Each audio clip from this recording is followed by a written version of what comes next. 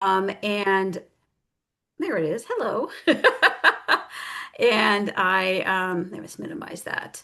And I am also an early inclusion facilitator. I received my early inclusion facilitator certificate from WestEd a couple years ago. And as they were saying, I do have over 25 years of experience as an assistive technology specialist. And I do have my master's in social work as well with a medical emphasis.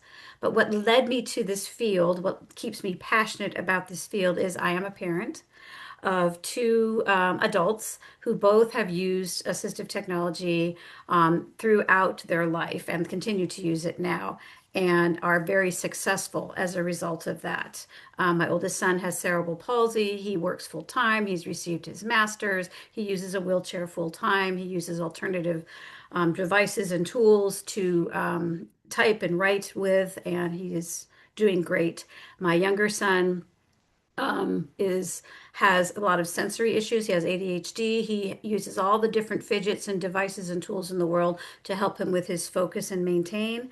And yes, fidgets are assistive technology when you need them. So anyway, they both very successful, and that's what keeps me passionate about what I do and why I keep going. Um, Today what I'm going to do is I'm going to go over what is assistive technology and what are the laws regarding assistive technology for children ages 0 to 5 with disabilities or suspected delays. And then I'm going to go into my top 10 tools for any early childhood setting, childcare, daycare, even in the home. And then I'm going to go into some specific examples of tools for communication and for those with physical, vision, and hearing disabilities. If you do have any questions while I am talking, please put them in the chat. And I'm going to ask to be interrupted as they come up so that I can make sure I answer your questions because this is a webinar for you and I want to make sure your questions are answered. I do want you to remember this is being recorded so that if you are wanting to get specific about your child, you may want to wait to the very end.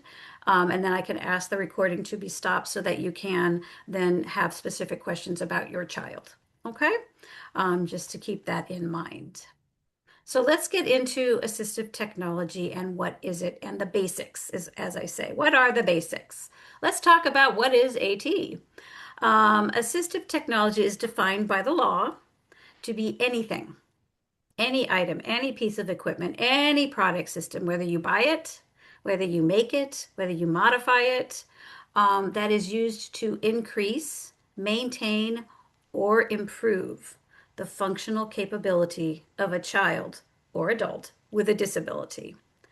It does not include any medical device that is surgically implanted or the replacement of that device. So that's referring to cochlear implants.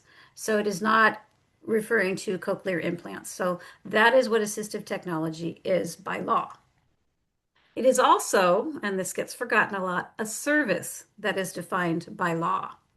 And it is any service that directly assists an individual with a disability in acquiring, selecting, or using that assistive technology device.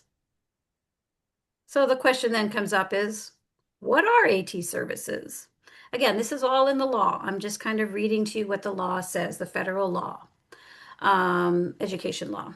What are AT services? The evaluation of the child, including a functional evaluation in their customary environment, the purchasing, leasing, or acquiring that tool, selecting the tool, maintaining the tool, repairing the tool, adapting the tool, or even replacing the assistive technology device, coordinating with other therapies, with other interventions, with other services in the use of those tools.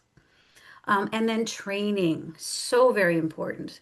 So train the child, train the family, train the teachers, train the therapists on how to use that tool while you're working with that child. So that is sort of what our AT service is all of those things.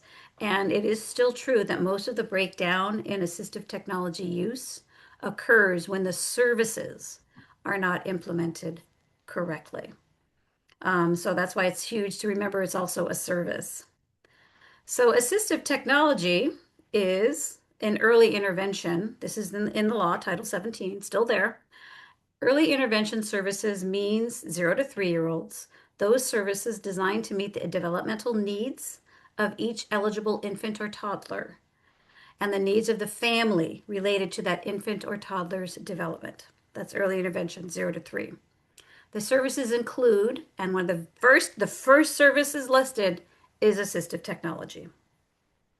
If you're talking about a child 3 and above, under IDEA 2004, requires IEP teams to consider the assistive technology needs of all children with disabilities. All children. So if your child has an IEP then the assistive technology needs to be considered. If your child is age 0 to 3 and they're receiving early intervention services, assistive technology is one of those services available to help meet that child's developmental needs. Okay? So digging just a little bit deeper, again, I checked everything a month ago. It's all still valid. IDEA requires that assistive technology be considered for all students who have an IFSP or an IEP. And there's the sections in the law that states the word consider, that must be considered. And on Part C in IDEA, here is the legal language for it. Okay? And it is defined as follows. I'm not going to read it to you. If you want to dig into it, you can certainly do it, but that's what the actual legal language is in Part C, IDEA. So there are a lot of myths out there regarding assistive technology in education, especially 0 to 5-year-olds, right? So the first thing I wanted to say, Especialmente cuando el niño es menor. sorry, ah, sorry. So the federal definition of of a developmental delay under an IFSP, 0 to 3-year-olds, Bueno, lo que vamos a often empezar a explicar I'm sorry to that's interrupt you, that's okay. Debbie. Beatriz, I'm sorry, but we can hear you doing the interpretation in Spanish. And also your voice is like cutting. Breaking. It's breaking. So if you could please do something about it, if you can. Sorry. Do you want me to add you again, or are you okay, let me Beatriz? yeah, let me try to go again. Okay, I'm Okay, gonna go again. thank you. Thank you. Thank you. I'm Okay. sorry, Debbie. That's no, I you know what? apologize. I've done enough of these. Sorry. Technology, ain't it grand? Absolutely. Yeah. So let me continue. Yeah. And then Thank you. if you need to interrupt me, feel free. It's okay. I Thank totally understand. So, for again, like I was saying, under the Office of Special Education has put out a wonderful brochure that talks about the myths and facts regarding assistive technology. And I really recommend that you take a peek at this. Again, you're going to get the PDF, so you'll be able to click on that link and look at this. This came out in 2024, January of 2024. And it is still up. I double checked it. It's still valid. It's still there. And what it does is it really talks about assistive technology, not only for children ages 0 or 3 and above on an IEP, but it also addresses children ages 0 to 3 on an IFSP. Okay. And one thing that I pulled out of it that I thought was most interesting is they really defined 5 domains in which assistive technology can be considered for that age range, IFSP: the physical, the cognitive, the communication, the social emotional, and the adaptive domains. So I thought that was really interesting that they really kind of said, hey, this is what we can look at AT in these 5 areas specifically. California has additional domains that they utilize, but these are the federal ones. And I wanted you to know the federal first. And again, it's all in this wonderful book that came out in January of 2024 on the myths and facts surrounding assistive technology. So I think you should take a peek at that. So essentially, when you're talking about consideration of assistive technology, we're talking about what are the best practices? What should they do? Well, your team should have enough knowledge to make informed decisions. They need to know enough about what AT is and what AT may be available to help your child, right? Simple enough. They need to explore that continuum of devices and services. So if you're looking at a child maybe who is struggling to write for whatever reason, coloring, drawing, the hand grip is poor, they just don't have that ability yet, then okay, what are the continuum of tools available? We can look at grips, we can look at slant boards, we can look at maybe this is a child who's going to be drawing on a computer because a mouse is easier. These are all the different range of tools that can be considered for this child to decide what's going to work best for that person. And use a well-defined process to make those decisions.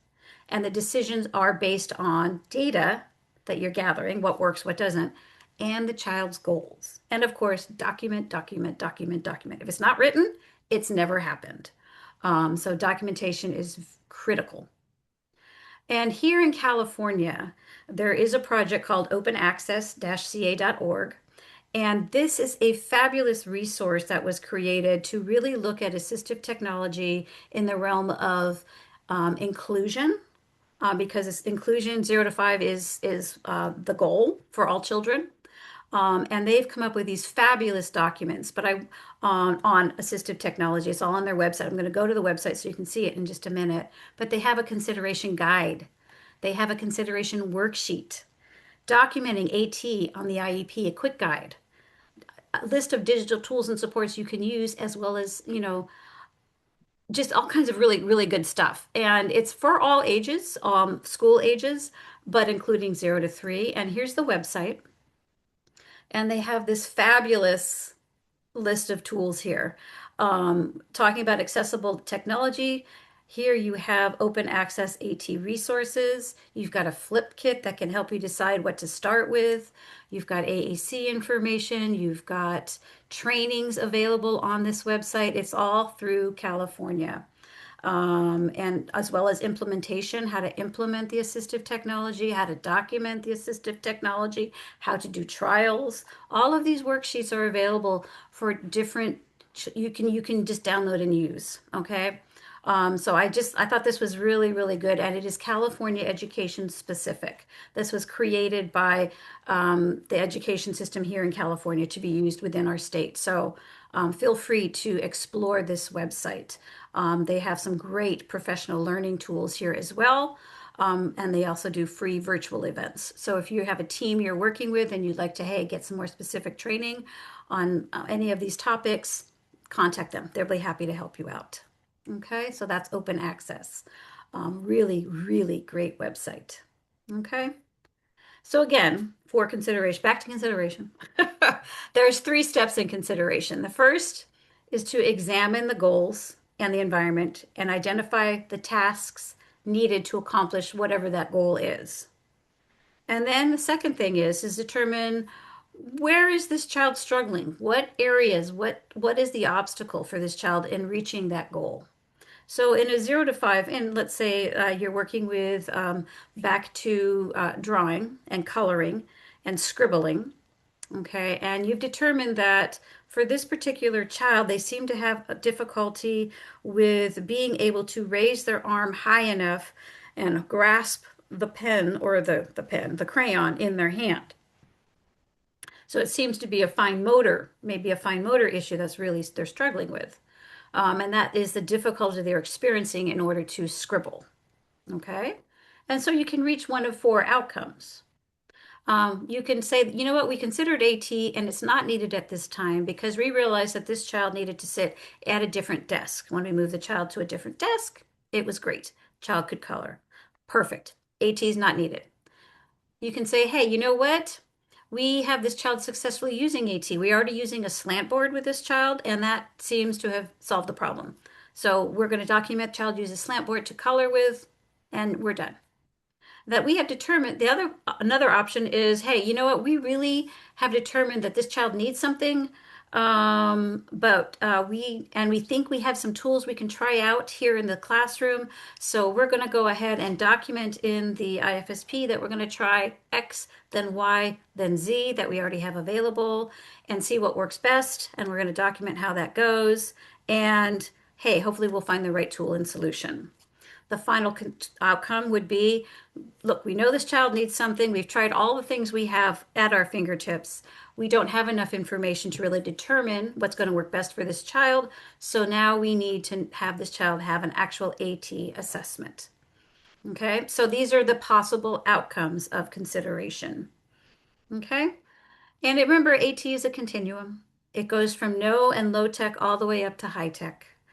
It could be very simple, like using a big knot puzzle, using photographs to help with visual choices, adding Velcro to stabilize an object. It can go up to something with some simple electronics or a tool, all the way up into the high-tech world of iPad apps and software and all the electronics you need. So it is a continuum, and remember that. And AT does support inclusion.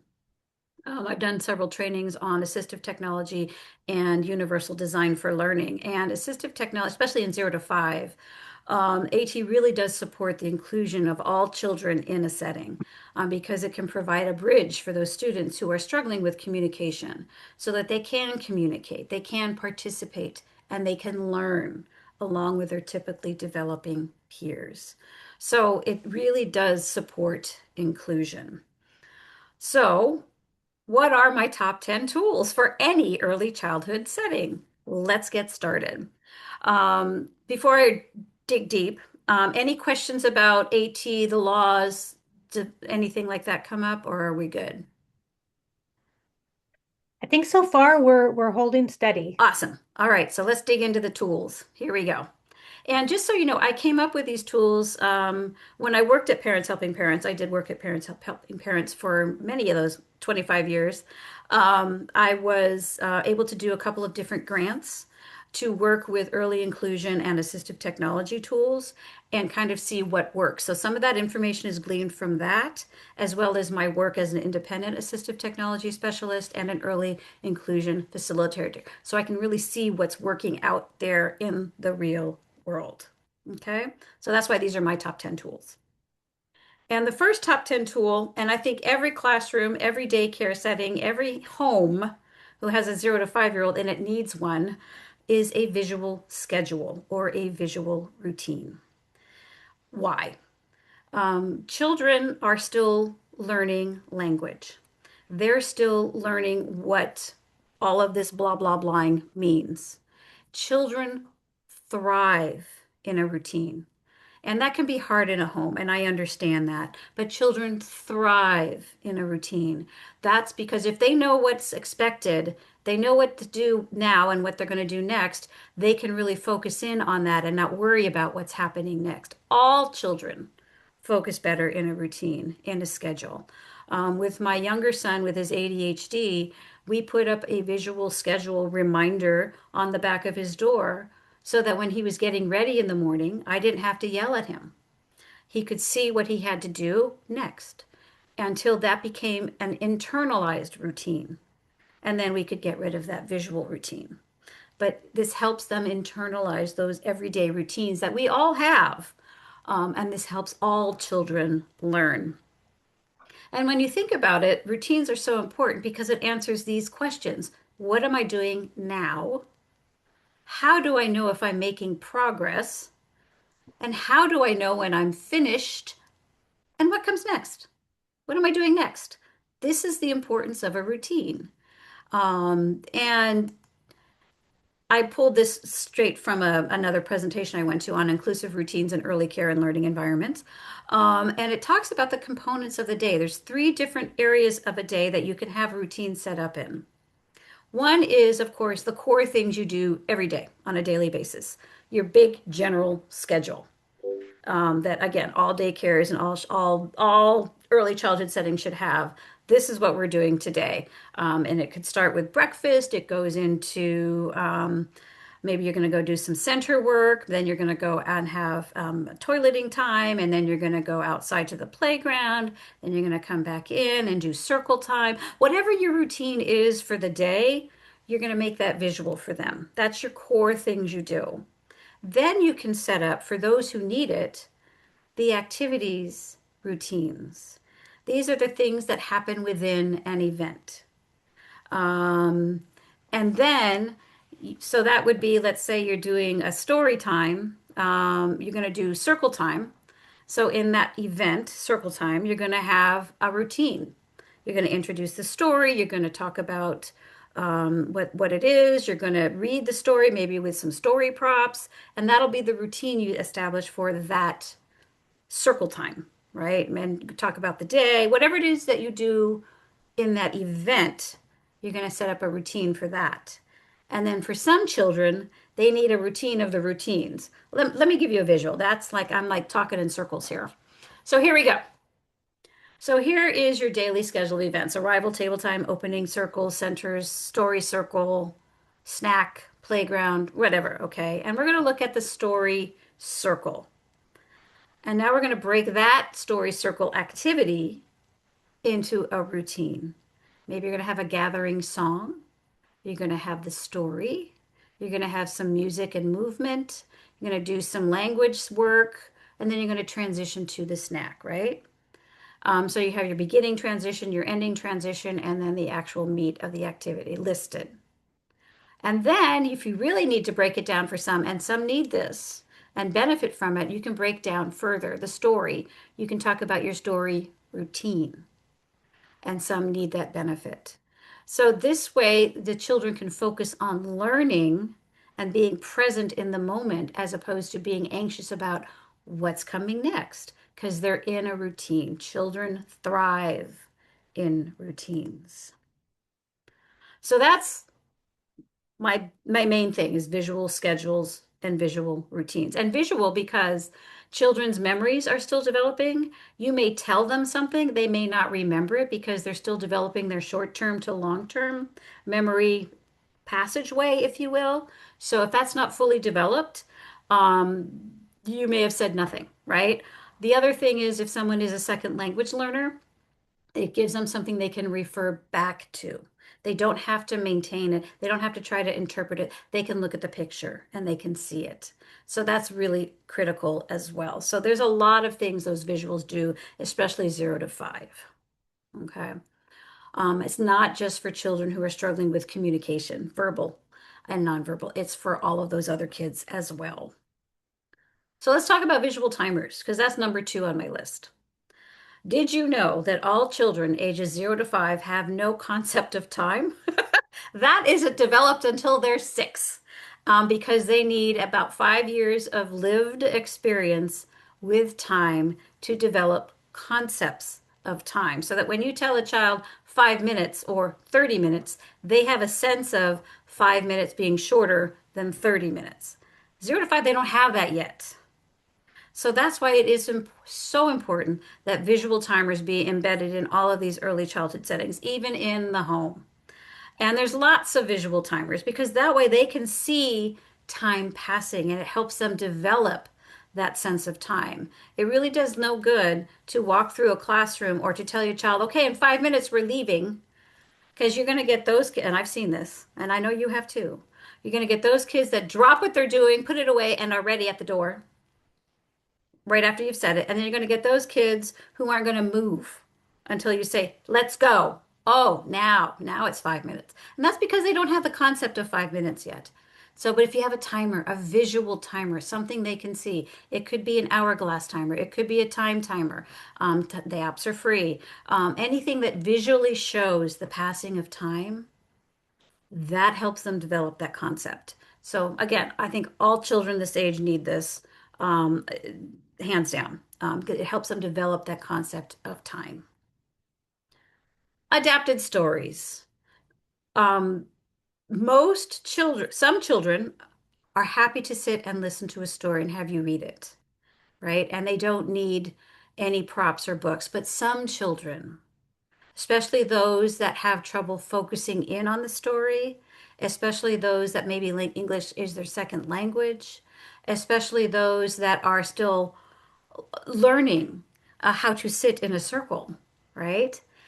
They need the story props to make the story interactive with them. That way, as you're reading the story, you can be handing them a picture and you can say, oh, can you match the duck to the duck?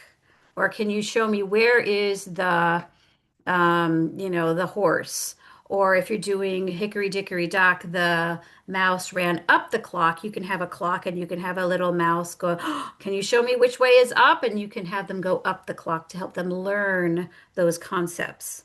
And that gives them the visual as well as hearing the story.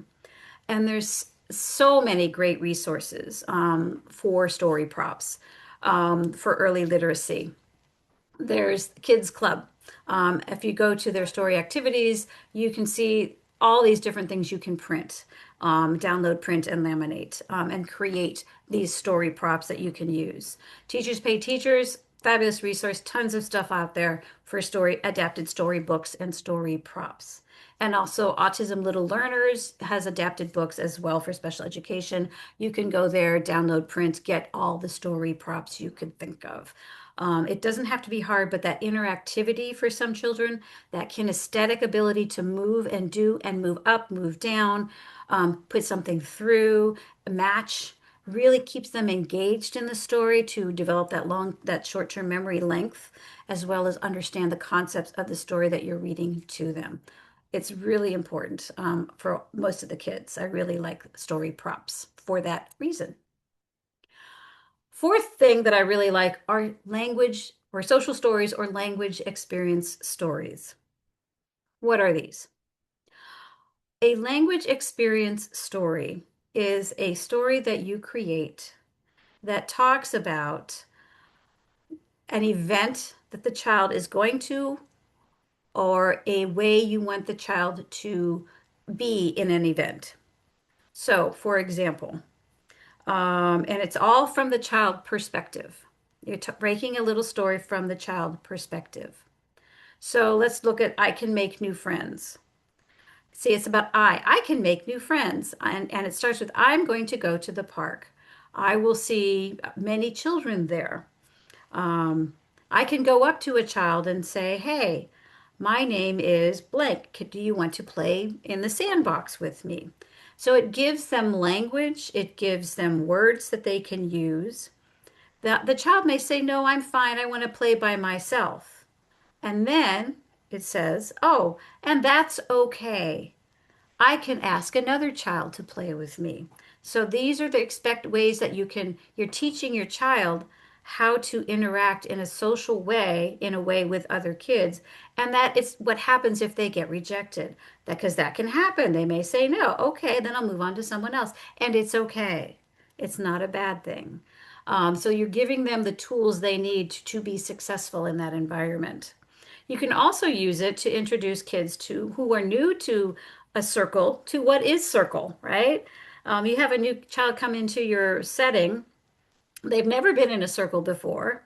They don't know what to do, and it's overwhelming. They don't know how to interact. They don't know what to do. If you read to them a social story about what do we do in circle before they're into that experience, they already have a sense of what to do, how to act and react, what they can expect in that circle time so that they can participate more fully in it and be more successful. And this is also a great tool for families. If you're going off, especially with the holidays coming upon us, you're going to go off and visit someone you rarely see, maybe a great aunt, a grandmother, what have you. You can make a social story about the trip. We're going to be going on a plane, or we're going to be taking a long car ride. In the car, you're going to have these different things to do.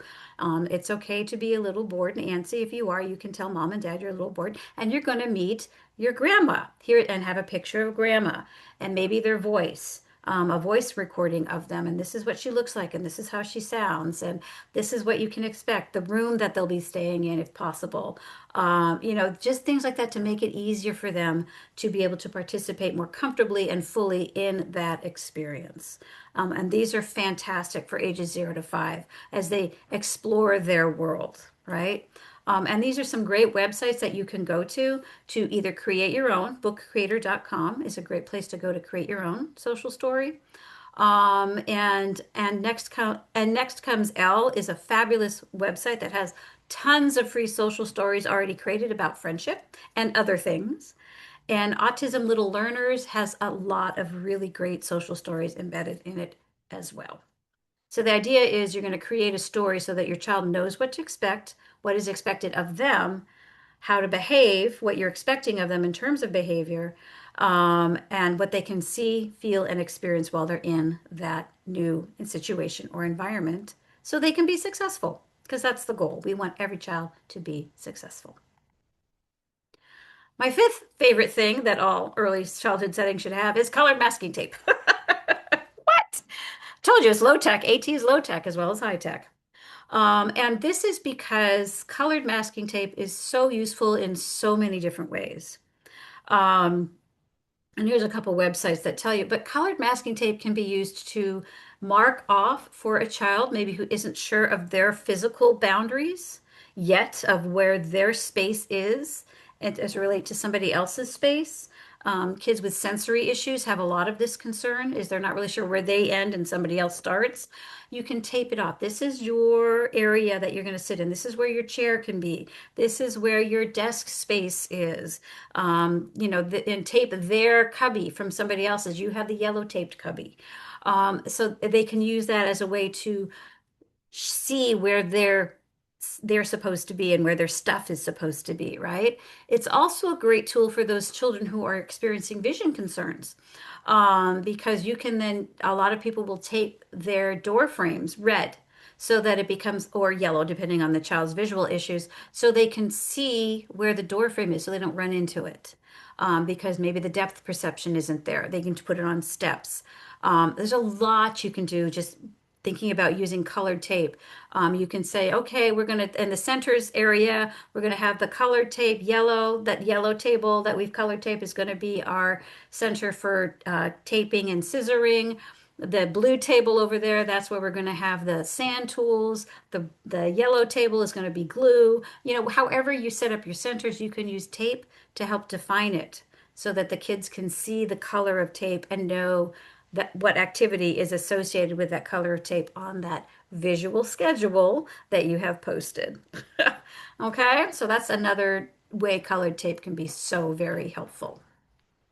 The other thing I think every childhood setting should have, 0 to 5, is flexible seating options. It's really hard for littles to sit crisscross applesauce. I mean, we all love it if they can. I mean, it's a very stable base for them, and it's just fabulous if they can. But it's really hard. They're just learning how to do that. So let's give them some options so they can be comfortable while they're sitting, so they can focus not on how their body feels, but on the activity you're asking them to do.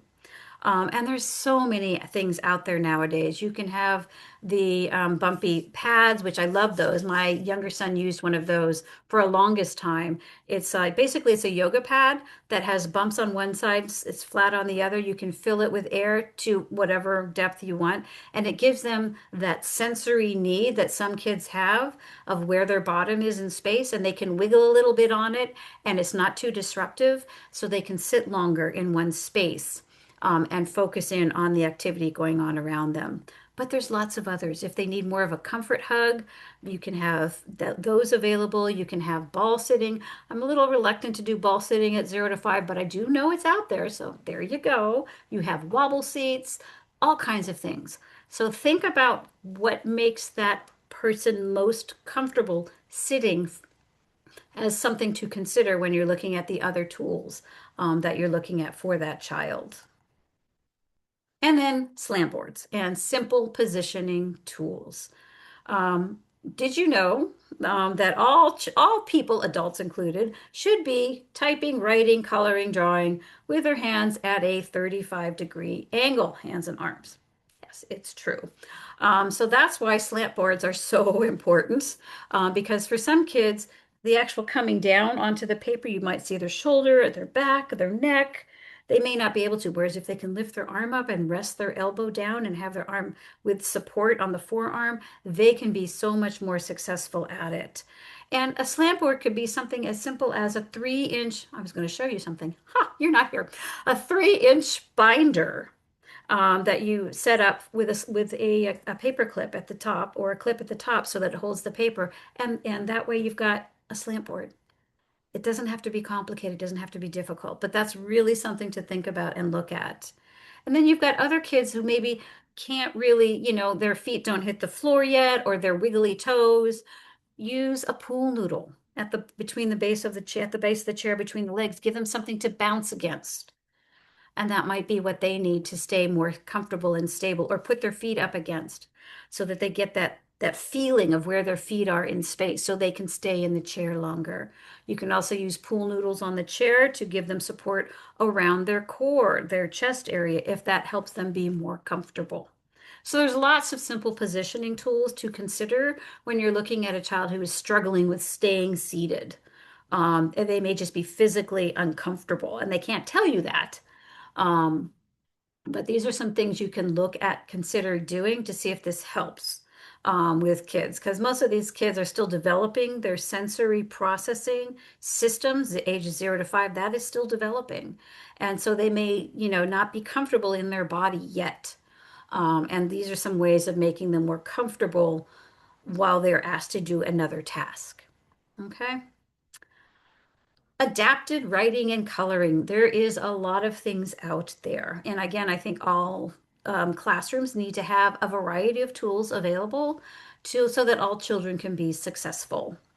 The first is the palm grasp crayon, which for kids who are still developing their pencil grip, but they still want to scribble. This is like your first starter crayon, if you will. Crayola makes them. Get them on Amazon. Everything here is on Amazon. And they can just color with a palm grasp so they can participate in that activity while they continue working on developing that pincher grasp that you're working to do. And you can also go down to crayons that are much more focused on developing the pincher grasp, depending on the child, right? You also have these wonderful tubes that you can put over things and cut them to size so that they have a bigger size to grasp. Because maybe the crayon's too small, or maybe, it's just not the spoon that you're trying to get them to use to self-feed. They can't. It's too small. So get a tube, and they're cheap on Amazon, and they can eat. They can have that holding on it, and you can cut these to size. They're fabulous.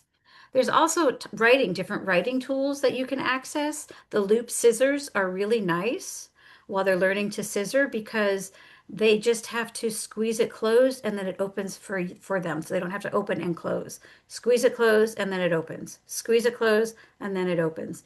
So those kids that are developing the strength in their hand, this is a great tool so they can be successful in scissoring while they work on that strengthening of the hand. And then, of course, the tri-write pencils are great because they are triangular pencils, which is fabulous for developing that pincher grasp.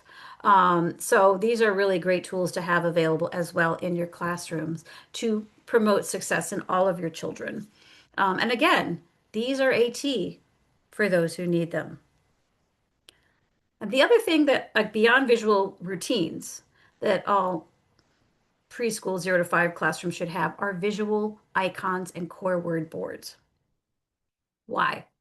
Again, children are learning language at this age. They're still learning what things are when you say it verbally. What is that? What does that represent? What does that mean? Or they may know what they want in their head, but they don't have the word yet. They have the visual in their head, but they don't have the word yet to tell you what it is that's in their head. So why not have some visuals available for them so they don't get so frustrated in that attempt at communication that they just give up or go into, a behavior you don't want in your classroom or in your home. And there's lots of places to get visual icons for free. Global Symbols is a terrific place to go. You just say, hey, I'm looking for a pan, and bam, you're going to get a symbols of pans. Project Core has boards created that you can use and download and print free, of just basic core words.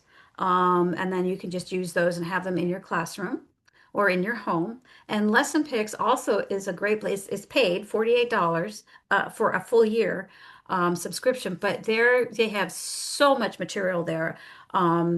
It's really worth it for at least a year to go in and snag as much stuff as you can.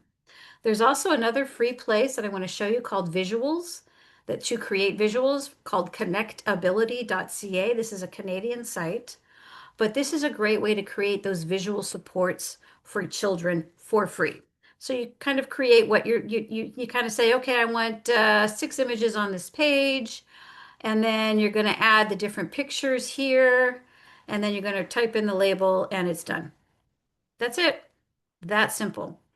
And you can use photographs, you can use icons. You get to decide what's going to work best for your classroom and your kids. But that's connectability.ca, a place where you can go to create those visuals for yourself. Okay, and that's not on here, but I wanted to make sure you knew about it. Okay, so there's some other sources that you can go to. The final thing that every early childhood classroom needs is a place for kids to go when they're just overwhelmed. And a lot of people call it a calming area. I like to call it a vacation corner. Because you never know what's happening in a child's life. What happened that morning on the way to school, or what happened at school and now they're home, and they're just overwhelmed. They come in already overwhelmed. So if you create a space somewhere, it could be, it doesn't have to be big. It could be on this picture here, it's underneath, it's a little corner. I've seen in classrooms underneath a desk. They create a calming area.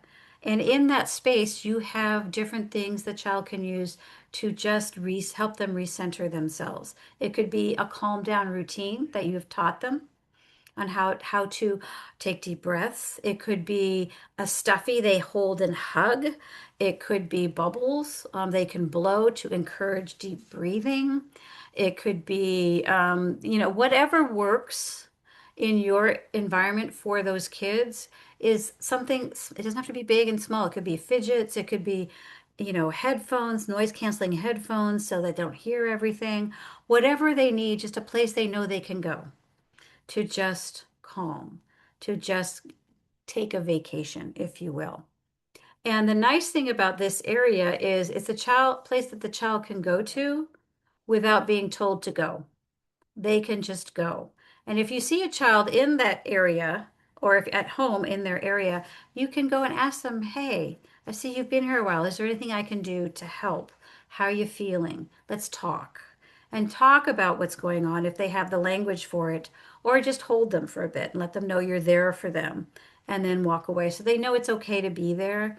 And everyone gets overwhelmed, even kids, and it's okay to have a space for them to just go. Okay. So those are sort of my top 10 tools for all settings, for all kids. And it becomes assistive technology for a child when that child needs that tool to be successful. So you've used the tool, and the child needs that, continue to use that tool to be successful in that setting, then it becomes assistive technology. And that's when you need to make sure it gets written on their IEP or the IFSP. I have worked with students where they were really successful in this particular one in a math class. And then they moved to the next grade and suddenly they were not successful. And everyone was baffled. What happened? Something happened over the summer. We don't know. So I went back to the previous grade and I looked around the classroom. And there was a large print calculator. I said, oh, I see you have a large print calculator there. I said, oh, yeah, so and so used that, the child I was working with, used that all the time. Aha, that did not get written on the IEP. I had that written on the IEP, the child was successful again. So make sure it gets written. Otherwise, it won't follow the child to the next area that they're in. Okay, so let's talk about specific tools for specific needs. So we're going to start with communication. So a big question a lot of people have is, when do I consider introducing communication tools? And AAC is what those are called, and it's augmentative and alternative communication. And you introduce the tool as soon as there is a delay in language development. As soon as there is a delay in language development. You don't wait until they're 3, which is, a lot of people hear that because that's a medical thing. But the reality is, no, you don't wait till they're 3. If you're noticing that you have a 2-year-old who doesn't have 50 words yet that they can say or string together, that is a delay that needs to be addressed at that time. Because language is a very complex thing. And just because they can't string together two words or have 50 words they can say in any language doesn't mean they're not cognitively gathering all those words in their head. And you don't want an inability to put form words to stop them from the full area of language development. You want that receptive to continue to grow, even if they're expressive, what they can say is not growing. And you can do that by using communication tools. My older son, he did not become verbal until he was 4, but he was always communicating. We had picture icons everywhere. We used visuals. We used all the different things for him so that when he did finally become verbal, when his motor issues worked out in their mouth so he could be understood and talk, we realized not only is this kid very bright, he could read at age 4. Because he was exposed to all this language. We didn't let that stop him from continuing to learn and grow. And that's why it's really important to consider introducing AAC as soon as there is a delay in language development. And you can start simple, start with paper-based tools. Go to some of those websites that create communication tools and start there. You can have a communication book. You can have icons available. You can have, all kinds of ways to create paper-based books. There's a lot of resources out there that are free that you can just download a pre-made book. Project Core is one place to go, but there's others to create simple paper-based communication tools, to have those available. It's so important for them to have that ability to communicate or to point to what they want when the words just aren't coming.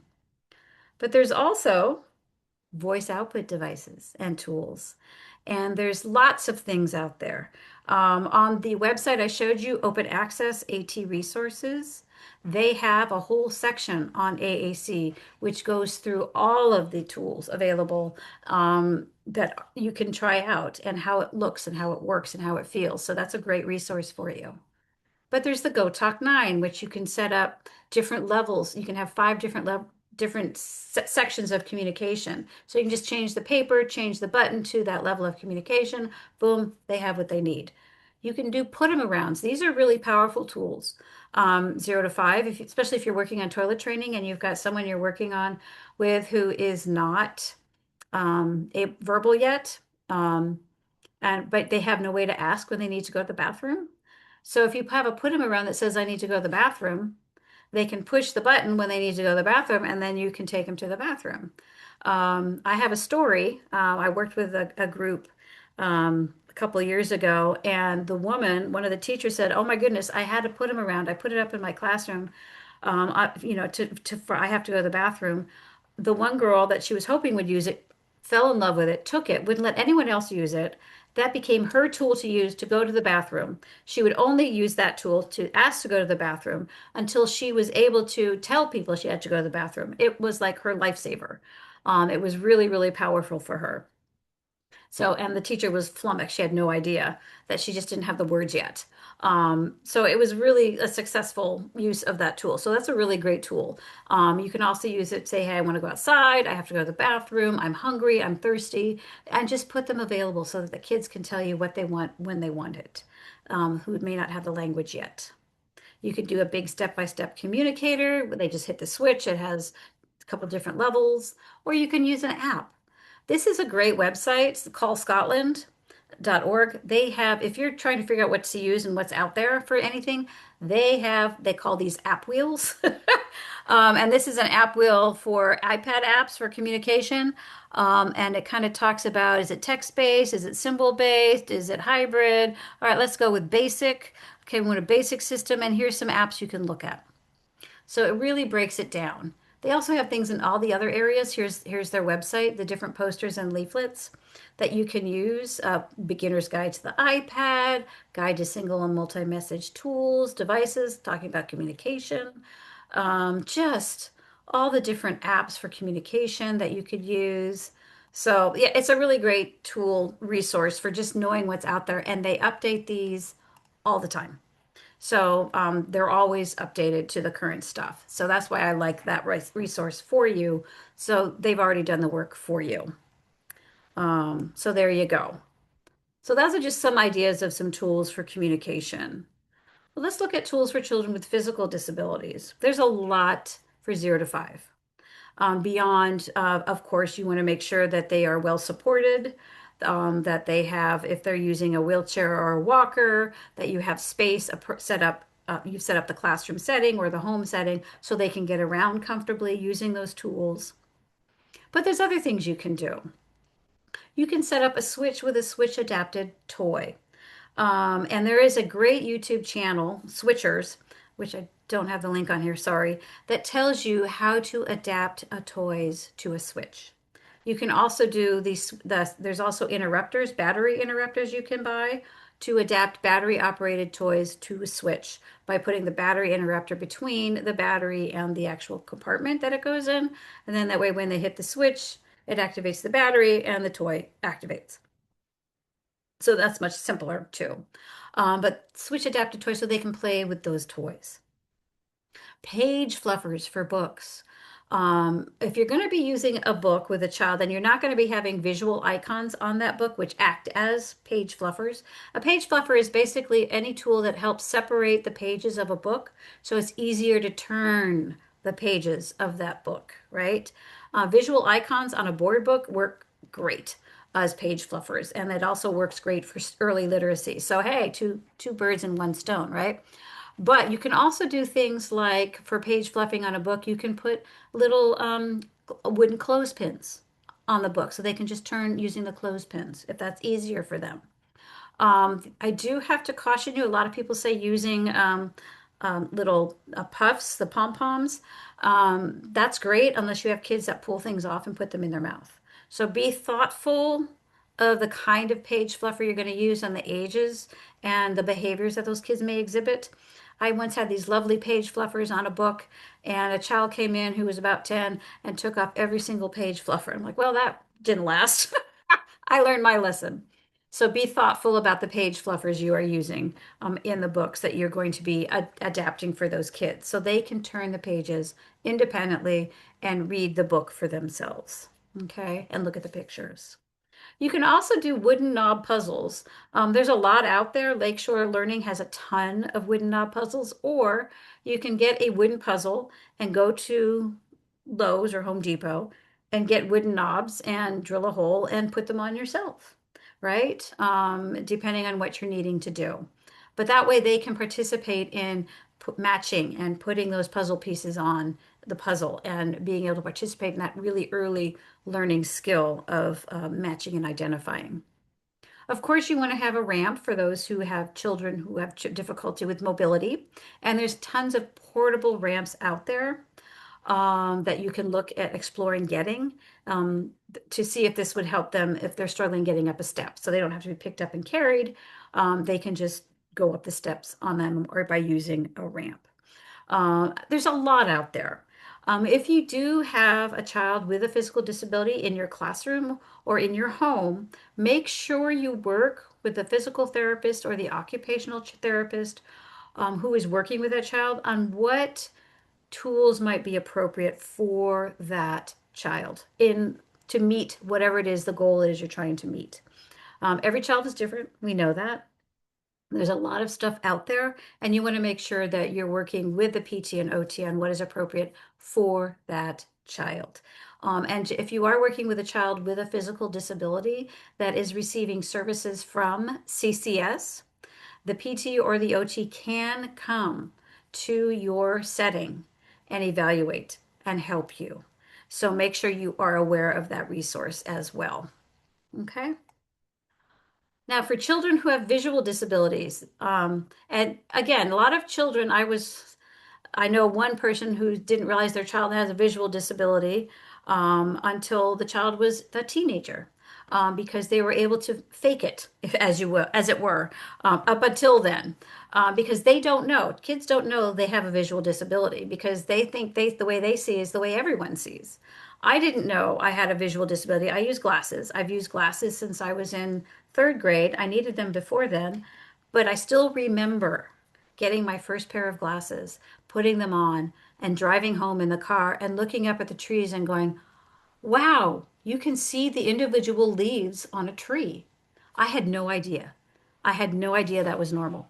So you may be working with kids who have visual disabilities that don't know it yet, right? So, what are some things you can do? You can make sure you have high contrast materials so that the differentiation between background and foreground is available to them.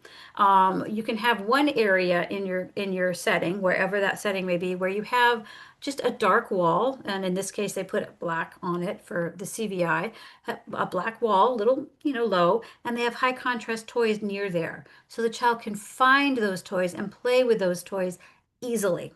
And all children could. So it just makes it visually easier for them to find and see. Of course, the colored tape, we've already talked about colored tape, but you can also adapt toys and books with textures to represent what the things are in that book. Again, it could be a good page fluffer for you as well to adapt with different textures. So you can have one texture represent a cat, and another texture represent, let's say, a hat. So I'm going to be reading Cat in the Hat.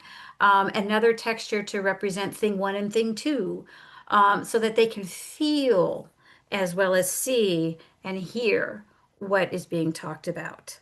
And also on toys, you can adapt them with different textures on the toys so they can see yellow and red. They can feel and see yellow and red.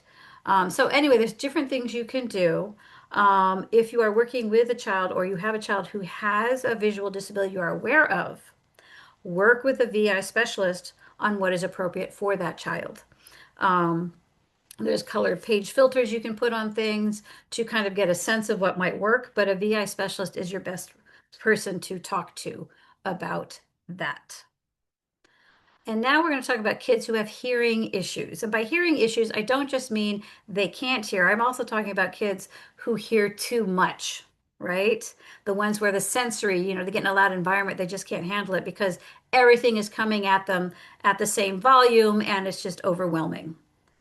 So let's talk first about noise canceling headphones. They are a fabulous tool to help kids bring down the total volume of what's going on around them so they can focus in on what they need to focus in on.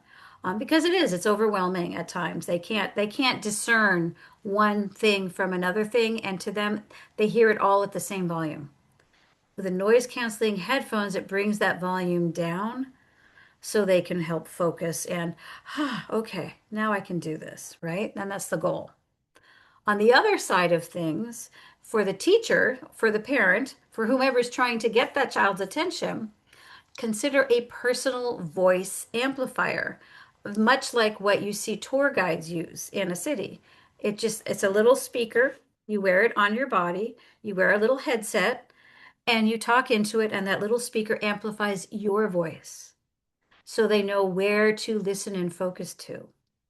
This is also a really good tool for those teachers that are out on the playground trying to get everyone's attention so they don't have to scream and yell, right? Or anytime you're in a loud environment, you go to the mall at Christmas, all the music, all the families chattering. You have a little personal voice amplifier so your child can hear you and find you. So that can be a really great tool for those settings. Also, think about toys that have vibration and lights in them already. It gives them, so they know if they're having trouble with hearing it, maybe they can see that they're activating the toy because it's got vibration, it's got lights. So they can know that they're activating and playing with that toy. And just have a couple in your classroom because you never know, right? And as always, if you are working with a child who is experiencing hearing difficulties, work with a specialist on what is most appropriate for that child. Okay? Because again, every kid is different. So here are some other great resources for you. I love these books. Pete's Sweet and Kara's Kit.